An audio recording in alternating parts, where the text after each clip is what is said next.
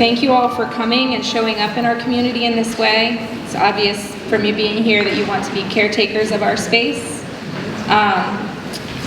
To that end, I would like to acknowledge that Nelson County is a part of the ancestral homeland of the Monacan Nation, who has a long and ongoing history of care and stewardship of the land here.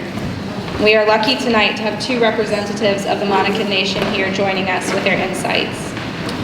I will quickly mention that this summer saw the 5-year anniversary of the cancellation of the Atlantic Coast Pipeline come and go.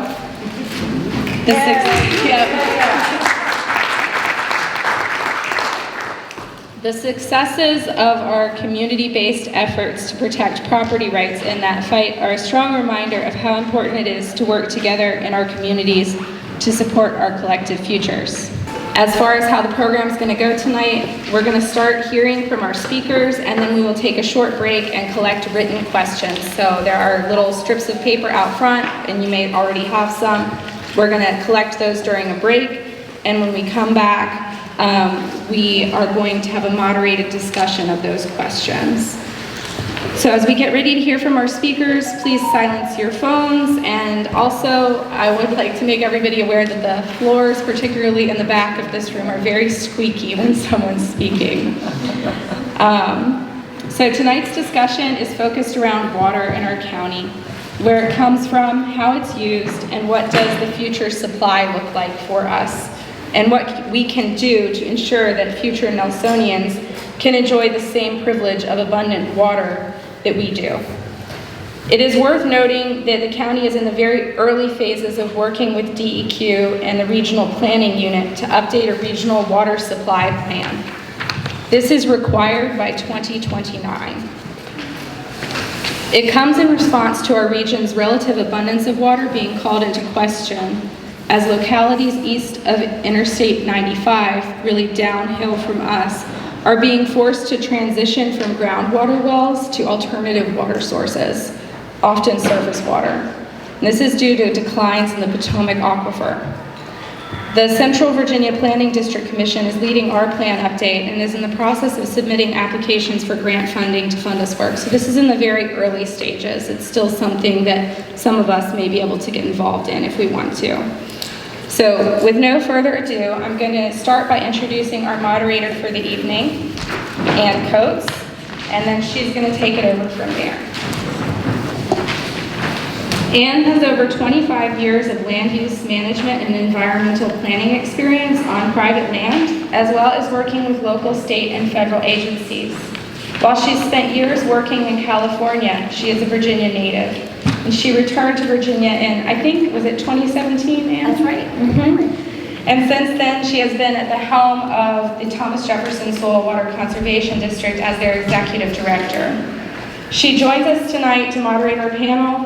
And before you do that, Ann, I'd like to ask you to share a little bit about what the Soil Water District has been doing for us. That's a pleasure. Well, thank you all for having us, and I'm glad to see that I've got David Collins here, one of my board of directors, who you all probably know as well, so if I miss anything, David, let us know. For many of you who don't know, soil and water conservation districts represent 98% of the United States. There are 3,000 soil and water conservation districts nationwide. There are 47 in Virginia, and the one that covers Nelson County is called the Thomas Jefferson Soil and Water Conservation District. We also cover Fluvanna, Louisa County, Albemarle County, and the city of Charlottesville. We have the second largest geographic district in the state and the second largest number of employees. We have 9 dedicated specifically to helping with farms for agricultural projects that want to do water quality improvement. And then we also have a dedicated staff that does education for children and adults, as well as a residential program as well. We've got a lot of handouts in the back, on that back table, including copies of our annual report. And there's lots of great statistics in here. So I'm going to leave it with that for the moment, Mary, because I don't want to, I could go on. I love districts. I could probably talk about our district for hours. So with that, Mary, you were going to give me that. It's right next to the... Did you hand me that one? Oh, there it is. All right, so I'm going to introduce the others. If I can get up on my knees. All right. And I also forgot my hair days. So Thank goodness for microphones. All right, first I did want to introduce David Collins. David is a director, as I said earlier, on the board of directors of the Thomas Jefferson Soil and Water Conservation District since 2003. He resides in Nelson County with his wife. Originally from South Carolina, he has been a Virginian for about 40 years. He attended and received a Bachelor of Science degree in civil engineering and is licensed as a land surveyor and professional engineer and has his own office in Nelson County. He lives along the Rockfish River and is a member of the Virginia Association of Land Surveyors and the American Society of Civil Engineers. Next, I would like to introduce is Robert McSwain. Robert has served for 8 years on the board of directors for the Nelson County Service Authority. He has had a lifelong interest in water and other natural resource issues. Before moving to Nelson County, he served as the Economic and Commodities Officer in the U.S. Foreign Service. He has worked on a variety of national and international issues dealing with natural resources such as the law of the sea, tropical timber, agricultural products and markets, and mining. He belongs to several organizations that work to protect water in places that include the Chesapeake Bay, wetlands, rivers, oceans, and their biodiversity. So I've got 2 more, and then we can give a round of applause, quickly maybe, for our folks, and then we'll move on. As Mary mentioned earlier, we have 2 representatives from the Monacan Nation, John and Michaela. John Pierce has managed the Monacan Indian Nation's environmental program for nearly 2 years. In that time, he has generated a tribal integrated waste management plan, including a composting program and recycling, and has written a priority climate action plan that focuses on forestry and energy efficiency. The next policy initiatives for the tribe center around surface drinking and water quality, forestry, and regenerative agriculture. Michaela Branham, did I get it right, is a member of the Monacan Indian Nation also, and now works for them as their historic preservation manager. Michaela achieved her bachelor's degree in history, education, and graphic design from Ferrum College, and is currently working to get her master's in nonprofit leadership from the University of Lynchburg. She is currently working to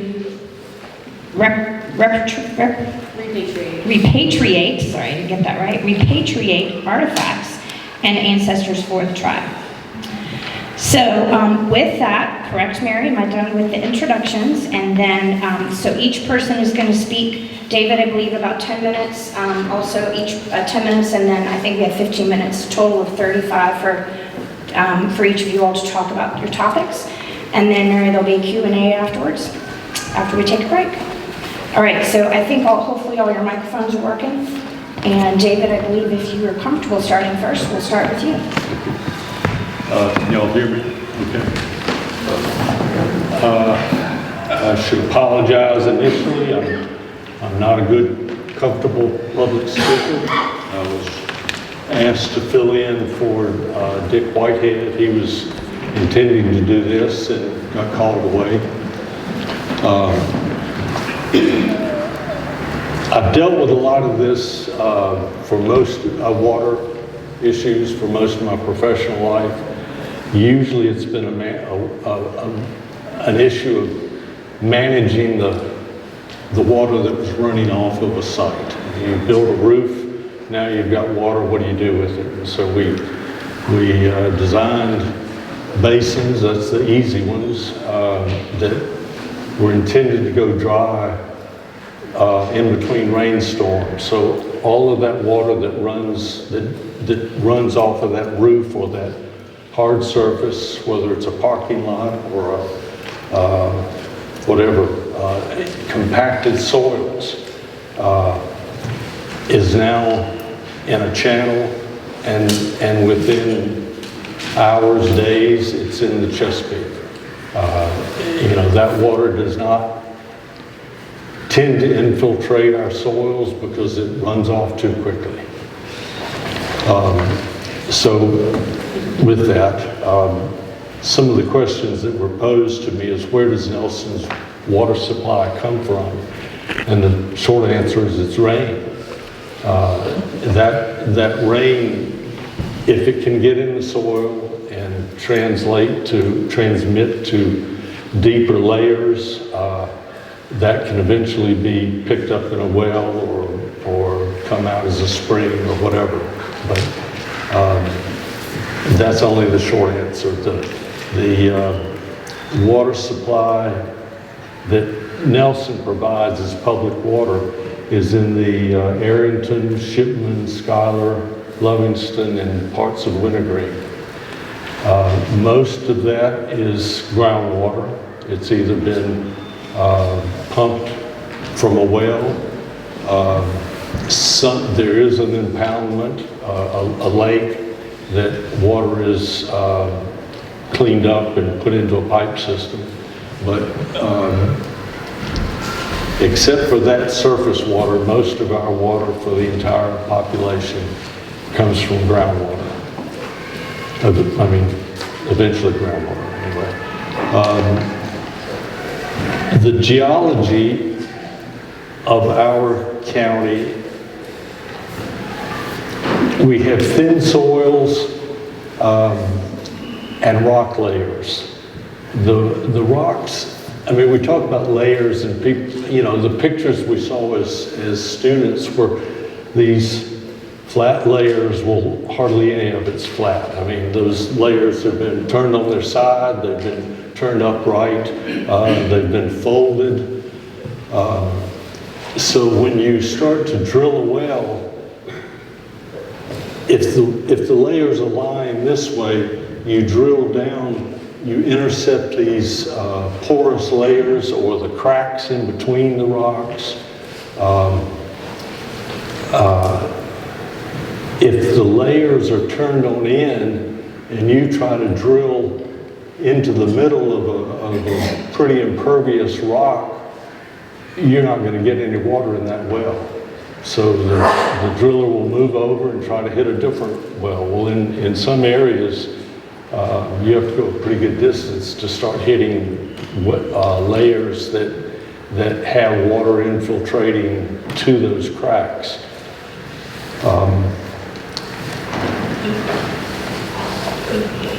So how does that water, well, let me back up. So we talked about that water as an aquifer, and I tend to think of aquifers as being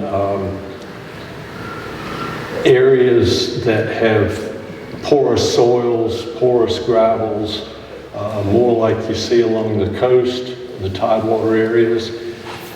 Our water is not really like that. It's contained in those same cracks that I was talking about. And just drilling deeper doesn't necessarily get you into those cracks. That's what the driller is trying to intercept.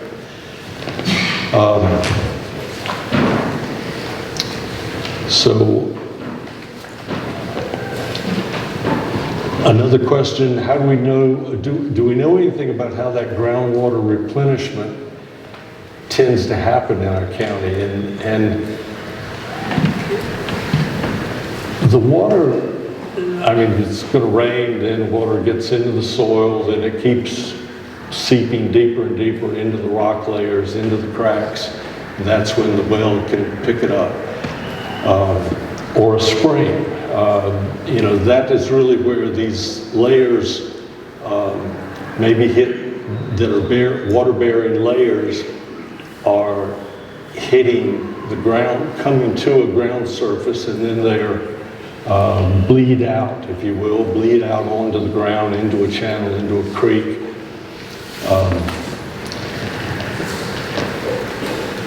That replenishment can really be, I mean, I guess I tend to think of groundwater being limitless, but it's not. It is affected by droughts. The water that gets into our wells could have been rainwater months ago, just a few months ago. I mean, it could be years. It could take years for that water, that drop of water to go through all that it has to go to get to your wellhead, but it also could be months. And so we have a dry, lasting dry period, a drought. Our water surface elevations in our wells, in our creeks, I mean, we see it in a creek easily, or in the rivers, we see the water level drop. Well, that's because the springs that have been feeding that water course are drying. I mean, the water has, no longer surfaces at that spring head.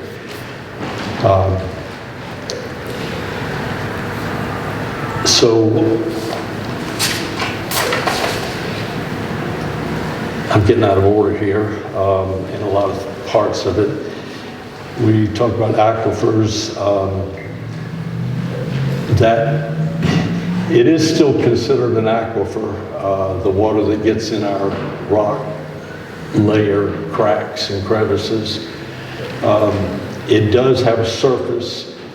It's not necessarily in our heads, it's not necessarily downhill, because if that water is in a crack that is contained, it may be literally under pressure and can be forced out of the ground through a wellhead.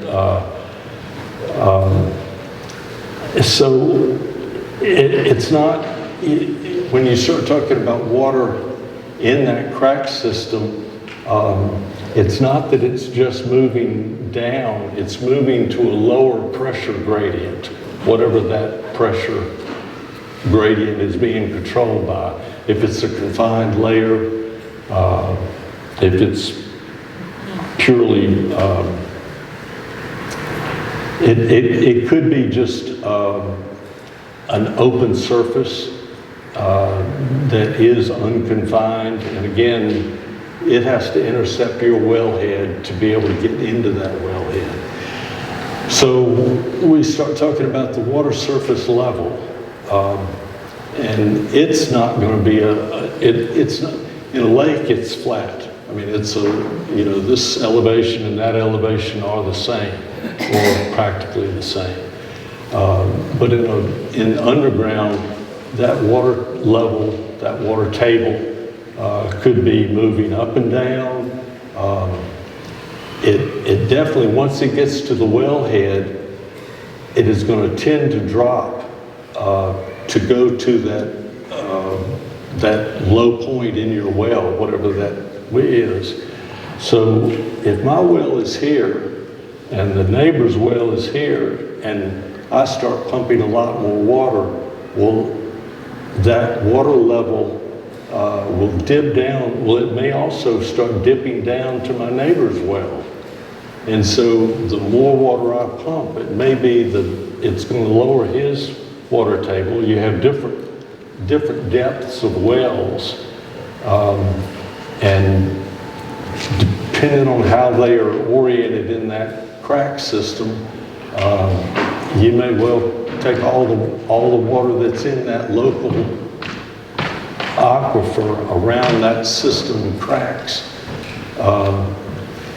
As an example, I have 2 wells on my property. We built our house in about 85, 87, something like that. They drilled a well. It was 186 feet deep. After about 3 or 4 months, we were only getting a half a gallon a minute. So they came back, and in a distance of about 200 feet, they drilled another well. I'm sorry, I misquoted. The first well was 327 feet deep. I remember the numbers, but off on the order. So they came back and drilled a new well. It was 186 feet deep. I've never been able to pump that one out. And so it in my head anyway, it's not the same local water system. I mean, it may be connected to my neighbor's well up at the end of the road, or it's in our system of water. There's really no real way to determine what the water availability is until you have drilled that well or you have intercepted that spring or whatever. Well, David, Yes. I know that we could have probably that topic at least for an hour or more, right? And obviously, people get entire degrees on just that subject. So Moving on. it's very complex, and I certainly know that we're going to have a Q&A session. So if you all have more questions for David, we can ask. I think David's actually going to have to step out for the question. Oh, that's right. But we have lots of resources. That's and right. I think hopefully everybody got a handout on the way in that covers some of the hydrology of Nelson that David was talking That's about right. with the fractures and things And like that. I can get a hold of David, because he's one of my board members. So if you all do have any questions for him, I'll have my business card in the back also. And if you want to follow up, we can make sure we get you some more information on that. So And that handout is actually a good one to read. Going back to the Soil Water District, some of what we do is help provide BMPs, best management practices, and some of those are, most of those are designed to take that water that we're using, and instead of letting it run off down the hill, whether that's because of water from our roof or our driveway or whatever, we are taking, with those BMPs, making systems that will help push that water back in the ground. And that's what we need to do. I don't know, with new construction, it's an easier thing to do because you can build it as you build the driveway or as you build a roof. But you can do it in your own yard. Rain gardens are an excellent example for that. We have a lot of BMPs. Those are things to ask Ann about or look at these papers that she brought. David, thank you for coming. I know Okay. that Mary wants, I think the timekeeper told me to move on to the next Very one. good, very good. But I know that we can follow up with you later, and we'll definitely appreciate you being here. Good. Absolutely.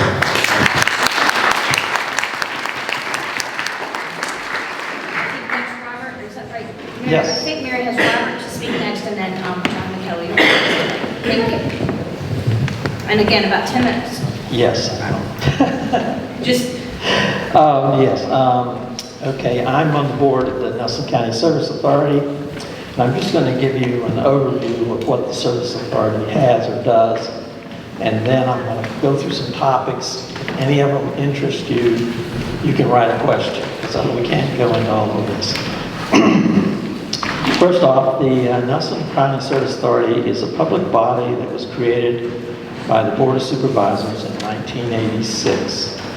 It is governed by 5 citizen members, I'm one of the board members, who are appointed by the Board of Supervisors. The authority has 1 part-time and 23 full-time employees.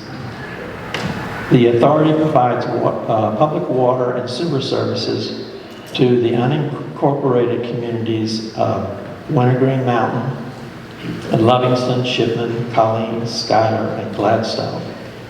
The Piney River system is owned by the county, but we operate and maintain it. The authority's infrastructure consists of, I know it's a little bit of a list, but 4 water treatment plants, 4 wastewater treatment plants, 9 storage tanks, water storage tanks, 4 pressurized bladder tanks, approximately 85 miles of water line, 65 miles of interceptor sewer lines, 31 pump stations, a raw water reservoir, 10 water wells, and a total of 381 water hydrants for fire protection. In 2024, there were 2,964 water connections and 2,568 sewer connections. Potable water is provided to Livingston, Shipman, Colleen, Piney River, Schuyler, Gladstone, Wintergreen Mountain, and a community in Tye River. Sewer service is provided to Livingston, Colleen, Piney River, Schuyler, Gladstone, and Wintergreen Mountain.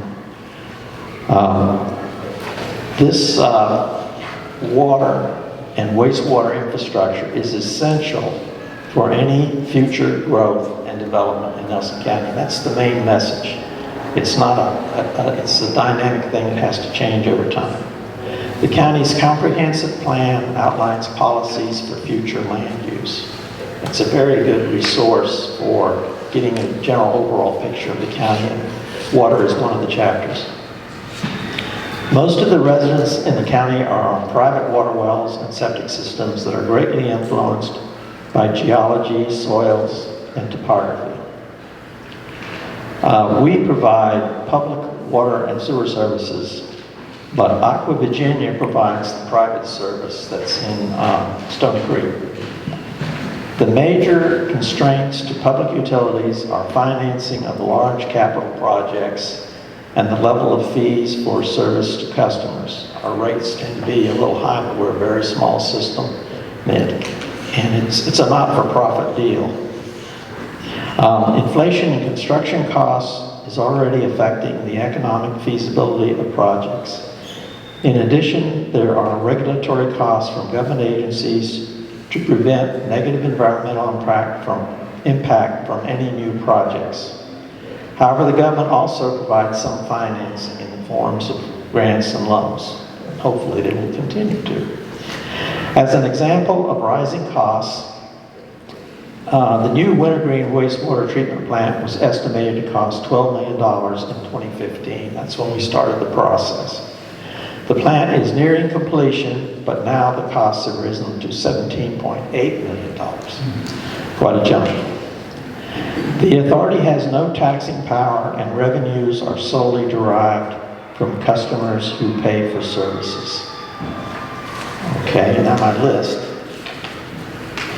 So these are just some of the items that we've worked on and recently and talked about. And if any of them particularly grab you, you can ask a question. We did have a sewer rate increase this year, 15% increase. We have a good partnership with the county. And the county, which owns the Piney River system, is now raising the rates on Piney River. They hadn't been raised since 2013, so they've got a long way to catch up with where the Service Authority's rates are now. But they're trying to kind of close the gap a little bit, but that's a county issue. They're also involved in the possible water supply from the Larkin property, which the county owns. That's a property just around the high school, basically. Let's see. Our Wintergreen wastewater treatment plant should be completed this year. As I said, it was $17.8 million. It's funded by a VRA revenue bond through the Department of Environmental Quality. The Schuyler wastewater treatment plant is $5.2 million, funded by the Department of Agriculture and Rural Development. The Lovington sewer line replacement project is $4.1 million. The money came from the Department of Agriculture and Rural Development. It will probably have to increase a little bit more in value because we've found a lot of this stuff is in the ground, is unknown where it actually is, and we actually found more manholes in Livingston than where our main plant is that serves Livingston, Colleen, and Shipman. It has a reservoir, but it's been silting up since it was built, and we've had to spend this year the first go-around on dredging. This year's permit, I think it was 5,000 cubic yards altogether, but we didn't quite get that much. $388,000. That's just some examples of where the money comes from. We borrow, and we have to pay off those loans. And we have a substantial debt, and we're always coming to the county wanting more money for something or other. I wanted to also mention that there's the Region 2000 Water Planning Study. There's an old one that, last version of it, I think, was 2011. They finally are going to do a new one, and it's just started the process, and the county is the representative on the Central Virginia Planning and Development Commission for this project only. We do everything through Thomas Jefferson to the north, but for For the water basin, we're looking at water that flows through Nelson, to the river, James River. Nellis Fair, Aqua Virginia, the substantial increase in rates by the private company. We've had discussions with breweries about how to handle their waste. Our plants can't handle it. Anybody's interested in that, I can talk about biosolids, which is an old topic, but it's still current. There's a number of different areas where we interact with the Department of Health, that's water, and Department of Environmental Quality, that's wastewater. Great. Okay, well, thank you. All right, we have a quick round of applause for Robert. And then we've got about 15 minutes between the two of you, and I'm sure you all have done this before, so. Great. I mean, am I audible? Mic working? Let's see. 1, 2, check. There we go. Here we go. Okay. Bye, everybody. Hi, everybody. My name is John Pierce. I'm the Environmental Program Manager for the Monacan Nation. I'm relatively new to Amherst County and Virginia. Actually, I moved here from Pennsylvania in 2021. My background is in regenerative agriculture and environmental policy. I work out in Highland County doing farming and sustainable food outreach in Highland County, which is what connected me with the tribe. So I'm not a tribal citizen, I just advocate on behalf with the federal government, which I'll get into a little bit after this. But Katie, you want to introduce yourself? So I'm about the complete opposite. I grew up in Virginia. What else did you say? I just started with the tribe. I am a tribal citizen. I grew up around Bedford County, then moved to Madison Heights and Amherst. My degree's in history, so environmentally wise, I know absolutely nothing. However, I can give the historic side of why water is important, at least. So yeah, I think we'll probably just do a little bit of back and forth throughout this where we want to jump in, but I bring up my background to say, and I guess, who all has heard of the Monacan Indian Nation? Okay, nice, a lot of hands. At least some of you guys. How many folks have been to the powwow or the museum? Oh, I see a couple. Okay, great. So we've got some folks in the room. That's great. I like to check because everything that I've learned about the tribe has been in the past 3 years, basically, or since moving to Virginia, especially. We had some visits to the museum in 2021 and 2022, and I just bring that to. I feel like that hopefully makes people more comfortable to ask questions, and I'm coming at this as somewhat of a newcomer, so there's no wrong question. And I grew up with it, so same thing. There's no wrong questions. I can answer anything. So yeah. Tribal-wise. Tribal-wise. I guess just to start, I can do a quick overview of tribal history. Again, this is something that could be an entire graduate program thesis, but the tribe has, of course, been in central Virginia and Piedmont west of the fall line. The archaeological record dates back at least 10,000 years.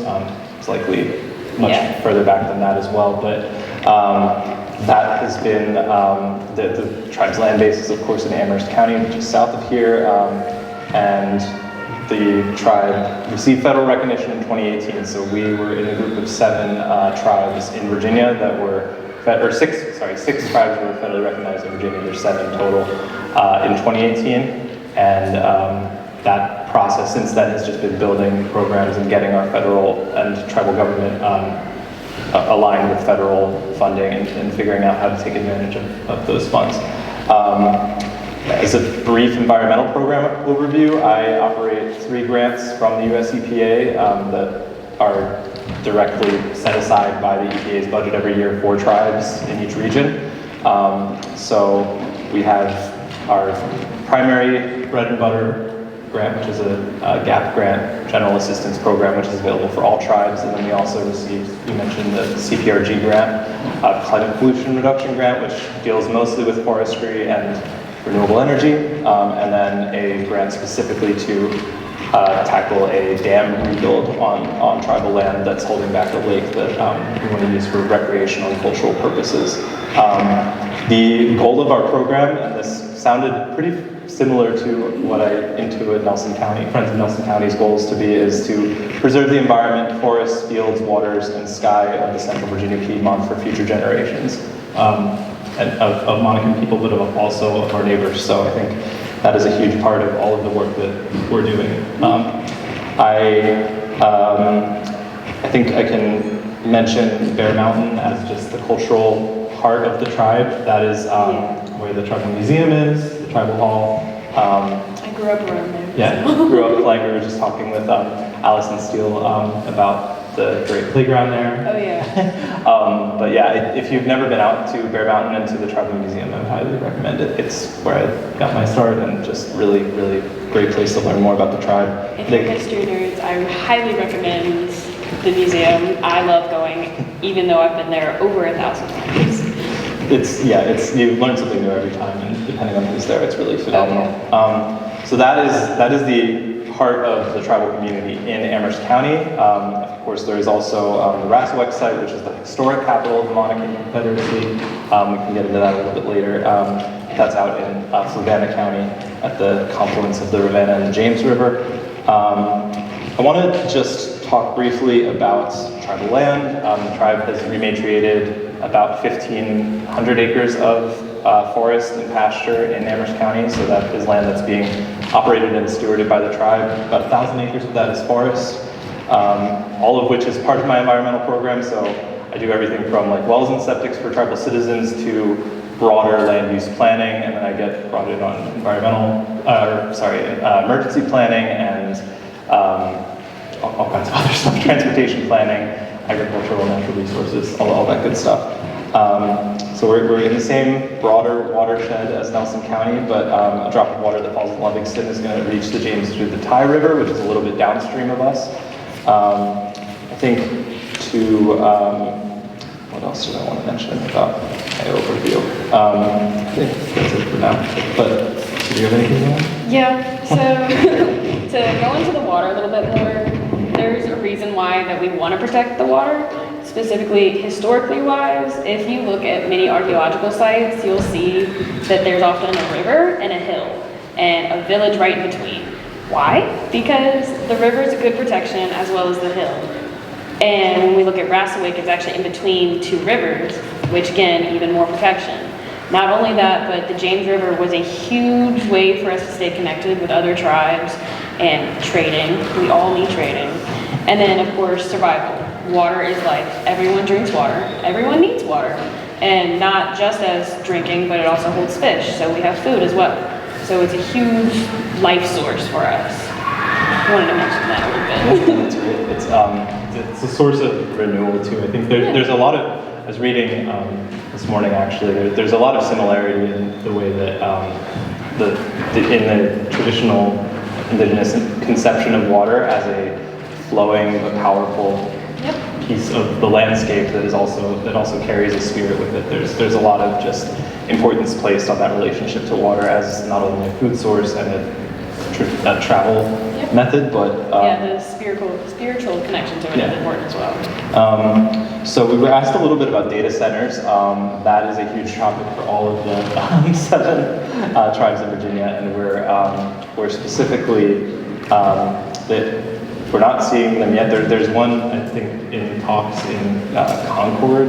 There's a few. There's a few that are in talks that we're keeping a very close eye on. But as they kind of creep down from Northern Virginia, where I think is the highest population of data centers in the world, we're definitely going to want to be on alert for those. They have a lot of implications for not just water quality, but land use. Noise pollution. There's some evidence that they maybe don't create as much jobs as people say they're going to. We can get into that as well if we have more questions later. But as far as our current and near-term environmental program goals, currently this fiscal year that just started in October, I'm writing a surface water quality plan, working with EPA to develop that after kind of attending some trainings. I've been that's the major deliverable of my primary grant for the next upcoming year. So we're hoping to start a surface water quality testing program out on tribal land to test the waters and streams regularly and get a baseline of information on what exactly is going on in the water. We have a lot of agricultural neighbors, and just want to make sure that our water stays pristine and clear so that tribal citizens can continue to use it for fishing and recreation and spiritual purposes. Specifically, there's a lake on the property called Hummingbird Lake that's right downslope from the powwow grounds, and that's a huge, we're putting a lot of our hopes and dreams for our environmental program on that lake. Yeah, on the whole property, yeah. So it's about 1,300 acres of former dairy farm, known as Laurel Cliff Farms. That was, if you're local to, or familiar with farms in Amherst County, that was a big one.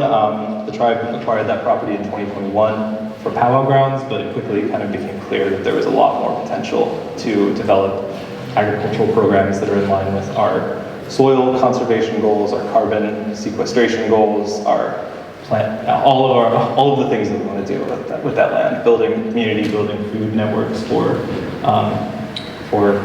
tribal citizens and for the broader community. Food bank that earlier this year lost funding from USDA, the local food purchase agreement grant. I don't know if I remember that acronym correctly, but the LFPA grant, trying to rebuild and provide food for the food bank, not just for tribal citizens, but for anybody that is open to the public.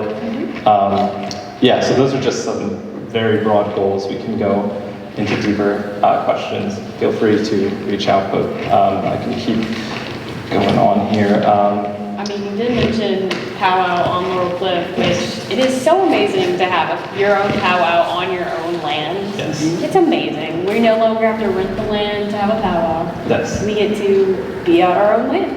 Yeah, it's been really special to watch that relationship develop and the powwow get bigger and bigger year after year. It's getting bigger. The best part, I think, or one of my favorite parts, is that Bear Mountain is visible from the powwow grounds and the drum circle, so you can really get the feeling of that. Full experience. Yeah, you can see High Peak and Bear Mountain. So why are we up in Nelson County talking about this, I guess, would be another question. This, of course, the tribe operates, and the base of operations has been Amherst County for the past 200 some years, roughly since the 1830s. A tribal elder or tribal ancestor purchased land on Bear Mountain that slowly over the years was sold off to different parcels. So it's a much smaller parcel of land than it was in the 1830s. But that migration is not, migration from the eastern part of the state and the central eastern part of the state was kind of a strategy, a successful survival strategy for the Monacan community. They were able to, rather than, there's kind of a myth of dissolution, or that there was not how did I put it in my notes? The disappearance narrative of tribal people, there's kind of this idea that they maybe are not here anymore. I want to bring that conversation into the present. There is an active community of Monacan people still living and working in this region, and to further the environmental goals that we all should share. I mean, it's a shared resource. I think where was I going with that? As far as drinking water, we do have, I've been getting a crash course in drinking water programs, which is not my background. We have a 20-house utility. It's a pumped well utility that operates. It's mainly tribal citizens, but it's also that we've had a large upgrade to that. It was built in the 70s and just reaching the end of its lifespan. So that was a big project over this summer that's finally finishing up.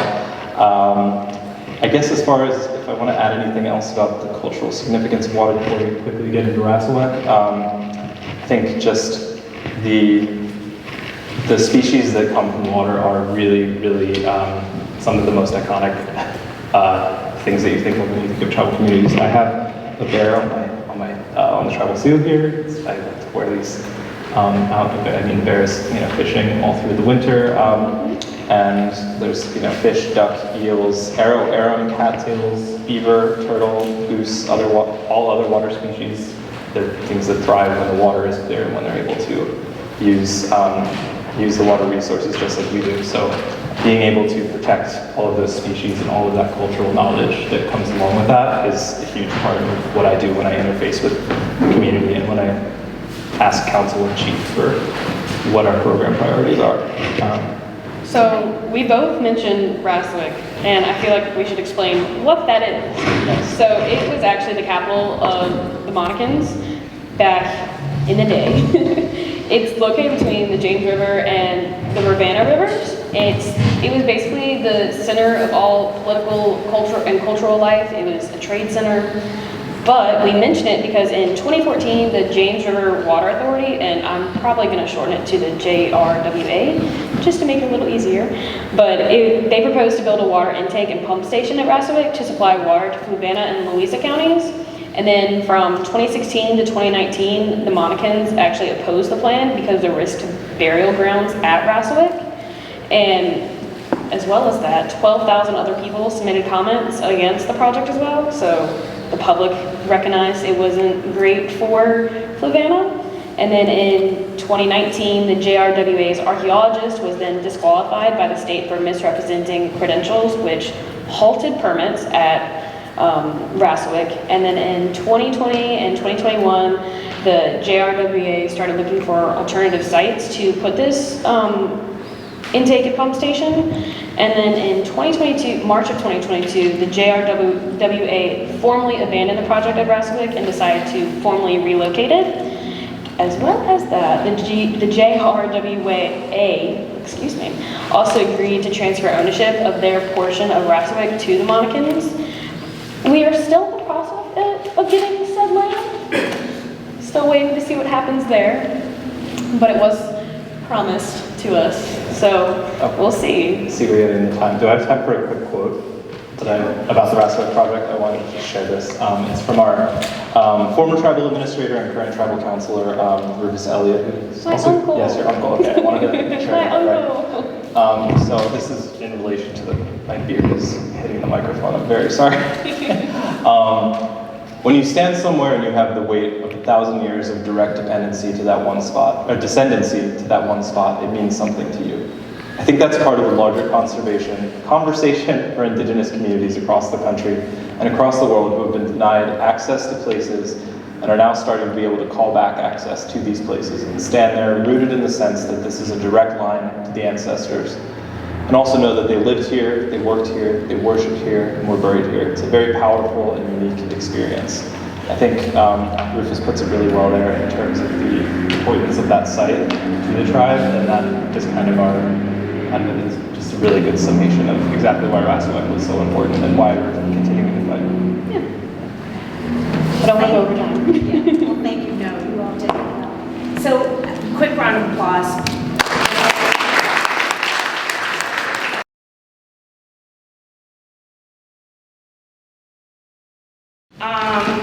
So, Robert, I will start off with one. Do you have one that, okay, so there are three kind of themed questions based on how much water is used by the adult beverage industry. And I think that was actually repeated a couple of times in different words.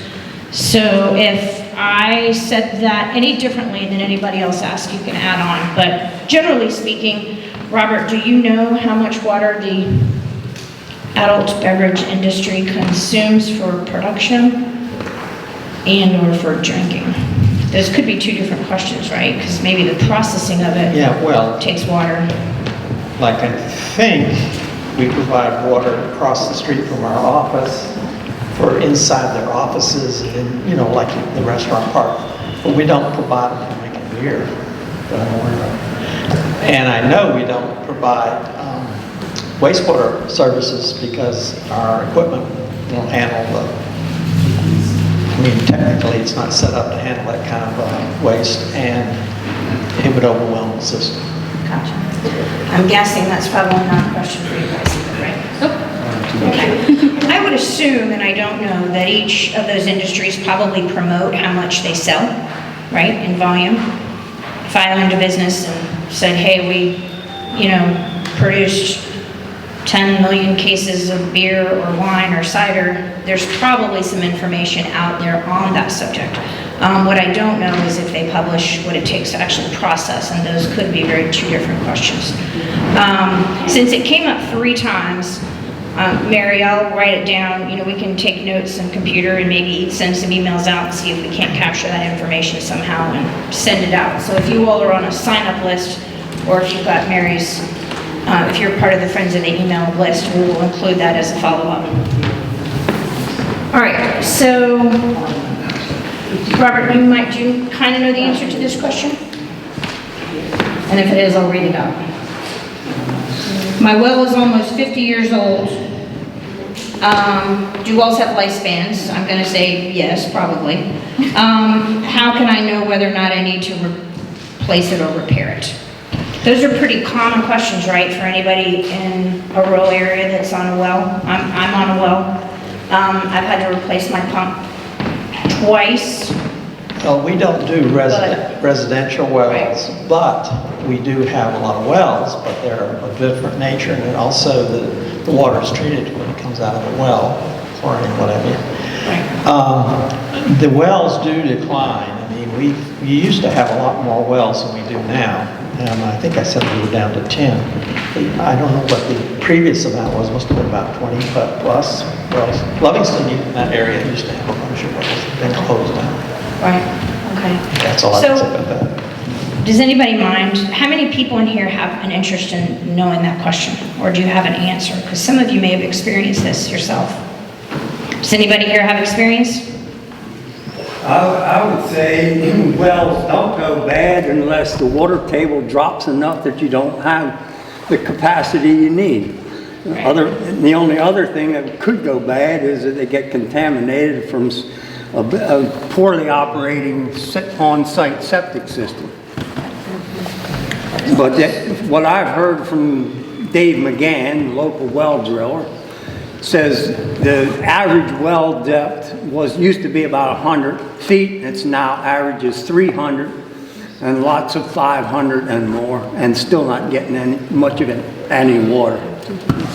But that's a question of geology too, so it's complicated to answer that. Well, it's geology, but it's also lesser in-soak and more runoff, and climate change, rainfall change patterns that you're not getting recharged.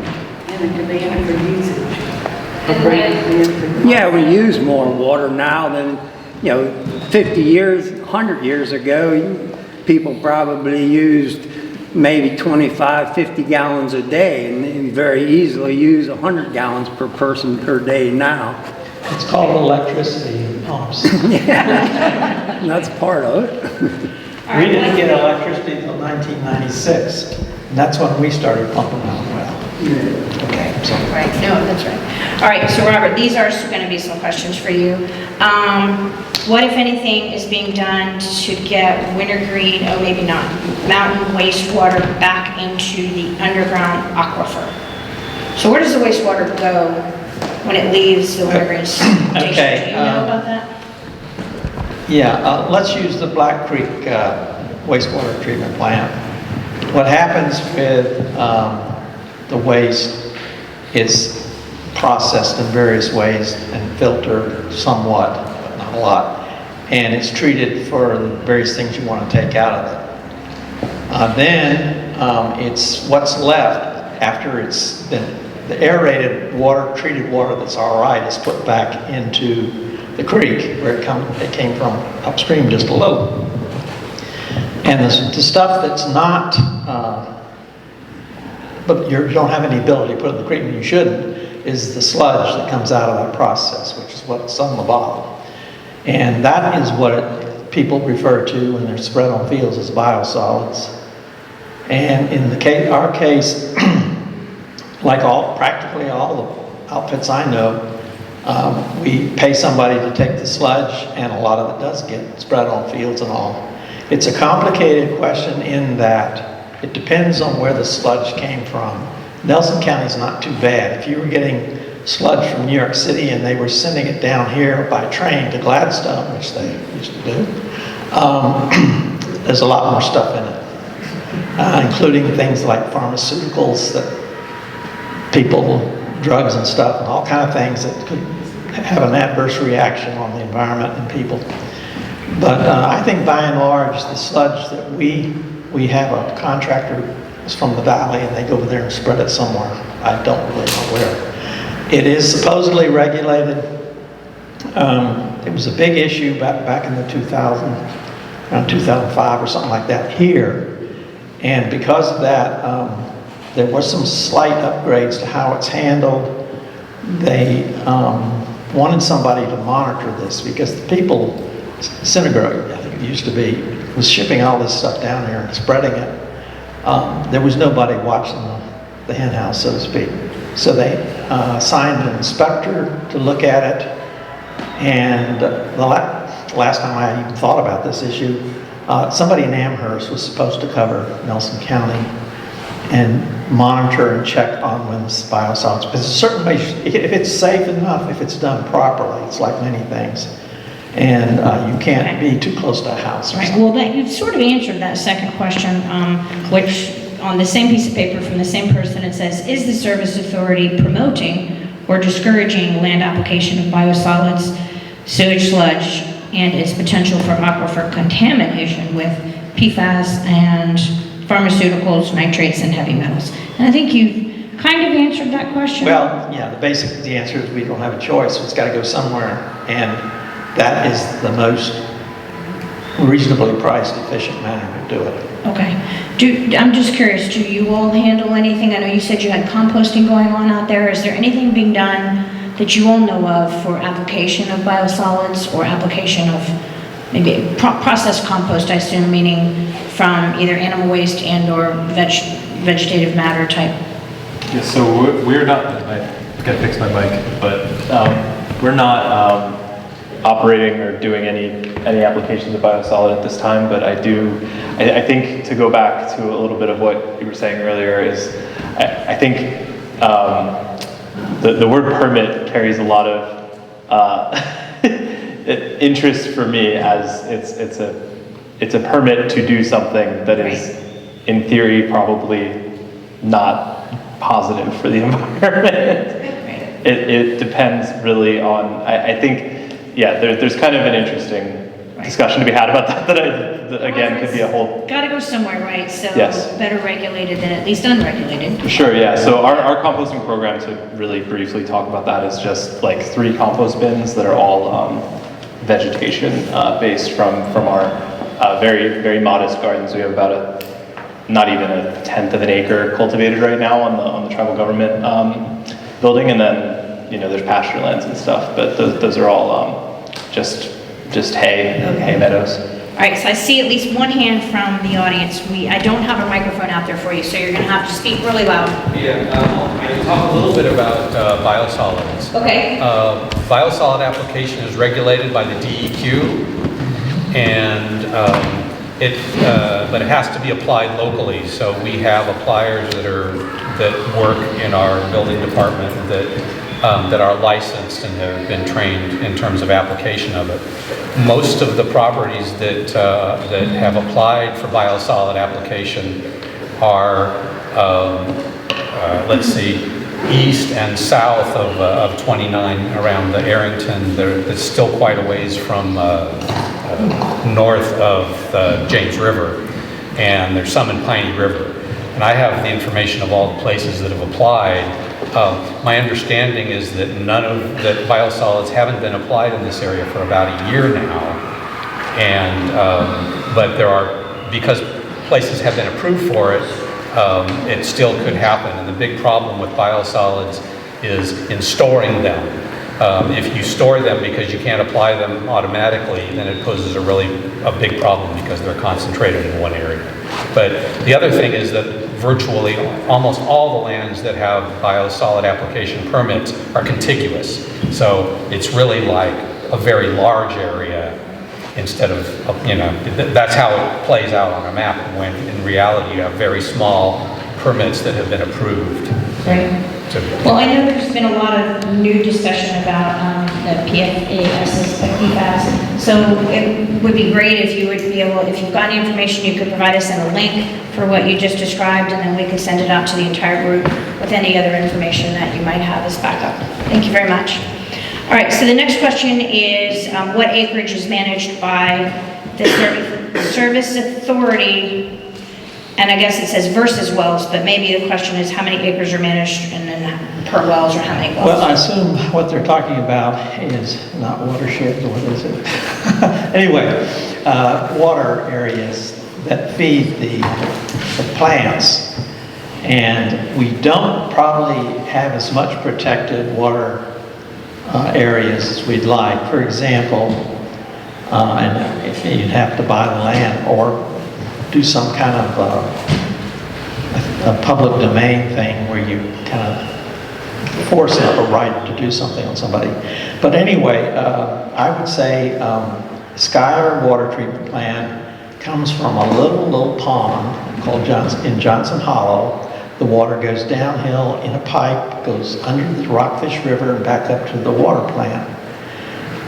It's not a lot of acres there. It's only a few, I think. And I have said in the board meetings before, we really need to make sure the surrounding landowners know that they are right next to a water source, and it's something we should ideally look at getting more watershed protection.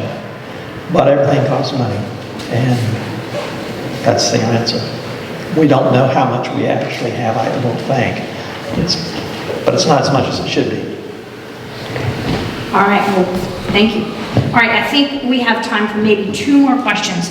So I'm going to switch gears, and Robert, thank you. I think I've got some that are a little bit more geared towards the Conservation District. However, I think that I can also convert them into, just right on the back one, please. Oh, did you write on the back? No, I did. Oh, is that it? Nope. Nope. Okay. Couldn't think of one. Couldn't think of one. We just saying. Okay. Say it. I wasn't able to think of one. Oh, you didn't? I Okay, didn't all right, have great. anything I that- wanted to make sure they didn't miss anything. Appreciate All right. But I think this one, you probably could answer as well. What effort is being done to improve infiltration in the area by increasing soil aggregation in farmed areas, mostly hay and pasture? Then their one is, do you know of any specific restoration projects being done that directly support Chesapeake Bay TMDL? Those, I'm going to be able to answer this kind of with one long answer, I think. Is the Thomas Jefferson Soil and Water Conservation District promoting rotational grazing as a, I think it says rapid, way to regenerate soils via increased aggregation in soak and water storage and increased soil carbon? So those are kind of, I think, combined. There might have been one other along those lines.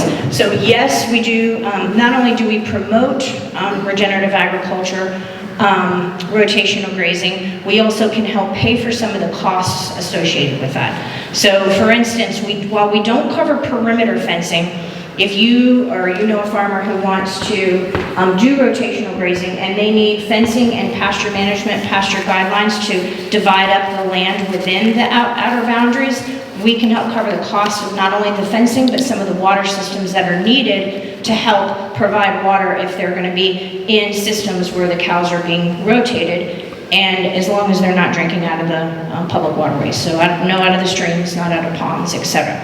So we do have funding for that. That is a type of restoration. It also increases soil carbon and helps to infiltrate water into our aquifers and back into the groundwater. So that kind of answers that, I think, quickly from a Thomas Jefferson perspective. But I know that the Monacan Indian Nation with their regenerative agriculture is doing some similar type of work probably. So since you guys didn't have a whole lot directed towards you directly, questions, I thought maybe you could just touch on that a little bit. Yeah, great.